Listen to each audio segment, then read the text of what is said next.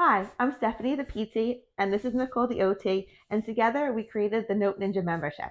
So today we are going to show you an activity that uses resistance and a functional activity.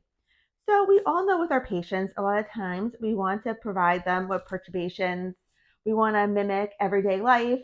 So we'll give them some resistance at the shoulders, at the hips. Maybe we'll have them walking or doing an activity while we're giving them note at resistance. But we can also make this into a functional activity. So today we are going to do this while Nicole is folding towels. This really helps our patients see the benefit of therapy and how it's going to help them in their everyday lives. So while Nicole is folding the towels, I am just going to give her perturbations from different angles. This will help her with her balance. This will help her with her core stability, stabilization. It's a lot of proximal control. And it really just helps her be able to get back to the task of folding laundry if that is one of her goals. It also helps the patient feel a little bit more safe and stabilized having a surface in front of them. So if you do this at the bed or at a table, they're a little bit more willing to do the activity and feel a little bit more confident while doing it.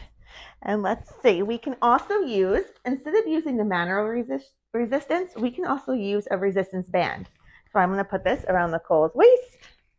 And as she's folding laundry, I can just push her a little bit in different directions. And I can keep this a close grip, so I'm also there if anything were to happen. And like she said, she also has the bed if she were to lose balance, she could lean on. So this makes this a very safe activity. And you can start low. You can just start with perturbations in one direction, small amplitude, and then you can progress with making them bigger, vary your direction. You could even have her stand on a foam pad, increase base of support, whatever you want to do. Upgrade it, downgrade it. You can give her different things, and then we can put away the towels or the laundry too. And we could even possibly give her perturbations as she's walking to put them in the drawers. It really just depends on what your patient can do. And then just make sure to document this.